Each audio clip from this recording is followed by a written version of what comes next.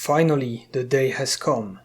I felt like the sun would never rise, but here it is. Now I need to find a way to escape from these dogs. Well, I've got some ammo, time to use it I guess. And there I go, shooting some mutants with my AK from a tree. What a wonderful scene, haha. That's the zone for you I guess. I killed 2 more dogs and the rest ran away. So I resumed my march towards the north, and soon I make my way to the bridge, which is guarded by a platoon of soldiers. They don't look very friendly, but they let me approach. Suddenly their commander yells at me to stop, so I obey. He says that either I have the money to pass, or I can get the hell out of here. I showed him my official entry pass to the zone, but he laughed at me. I'm the one in charge here, you do as I command or you can go to hell. That's what he said. Not much of a choice, huh? I paid him with what little money I've left and went through. The rest of the way to the garbage is okay, I guess. I stick to the road and continue forward. At some point I saw a crashed truck with few corpses around. Should I try to check it out, or is it an obvious trap? I look around, see nobody else. Well, let's approach carefully. As it turns out, some parts of the truck are crazy radioactive, but others are not, so I avoid the hot spots and start to look for anything valuable. Unfortunately, there's not much. A few bolts to add to my collection, and an old PDA is all I'm able to safely salvage from the wreckage. Also, I was not able to find what this truck was doing here, and who were these dead stalkers. I'll check the PDA later, when I have some time to rest. Maybe it will contain some useful information, who knows. I arrived at some sort of outpost. Hopefully it is inhabited by neutral stalkers. I was able to take some rest and had interesting conversations with the locals. They were in the garbage not long ago, and they say the area is a mess. Some faction war has been going on, with loners clashing the bandits over scraps of loot, while 2 of the largest stalker clans fight for something much bigger: ideology. I'm not sure what kind of disagreement led them to open warfare, but at least I learned that they are called duty and freedom. Anyway, the garbage has become a radioactive battlefield. Perhaps I should not go there, but that's the only way. Thankfully, 3 of the stalkers at the outpost are planning to go there again, and they told me to come along, so I won't have to travel alone.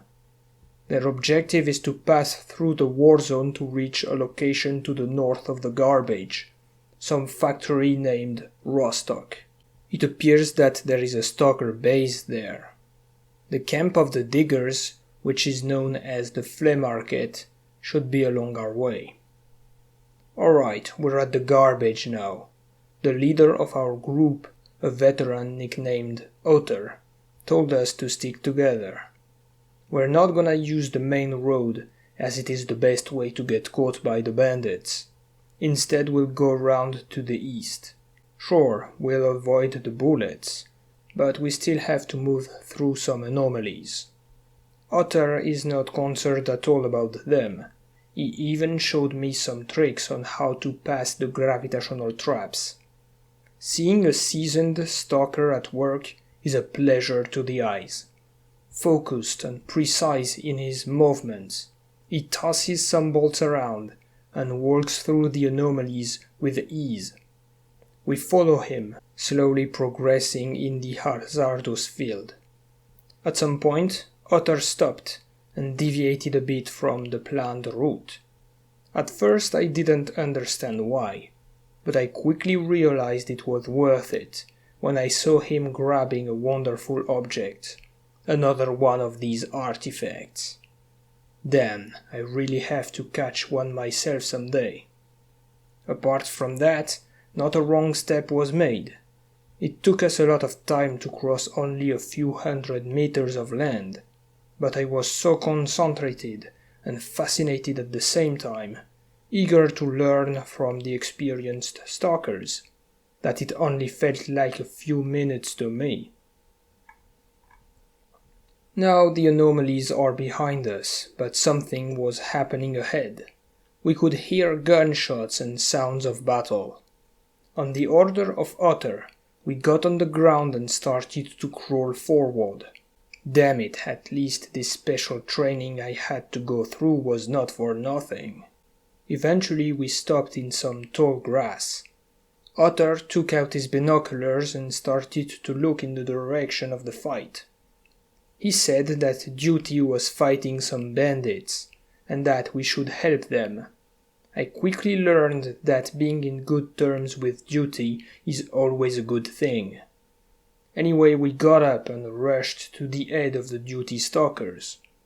I was the rookie one here, so I just followed the orders. It was no time to contest. Duty was assaulting the flea market, which was defended by bandits. With 4 additional shooters on our side, the battle was quickly over. 4 bandits were killed and 2 surrendered, while Duty guys only suffered some wounds. Well, shit. The flea market was supposed to be the place where I would find the diggers. So why the hell was it held by bandits? I got an answer by talking to the Duty commander, an experienced fellow called Barin. He explained that the situation has changed drastically in the last few days.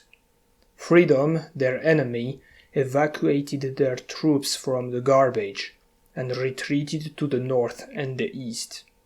But the bandits are still very active in the area, and they managed to inflict a major defeat to the already weakened loners.